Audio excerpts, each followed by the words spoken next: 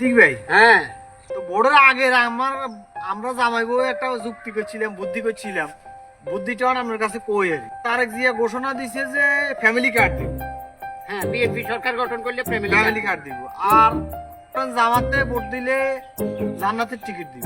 হ্যাঁ তো পরে আমার বড় করলাম যে তুমি বিএমপি করো, যে তুমি বিএমপি করলে ফ্যামিলি কার্ড পাইবে। ফ্যামিলি কার্ড তো আবার পুরুষেরও দিত না। না, পুরুষের দিত না। আচ্ছা তো হেতি বিএমপি, আমি হইলাম জামাত।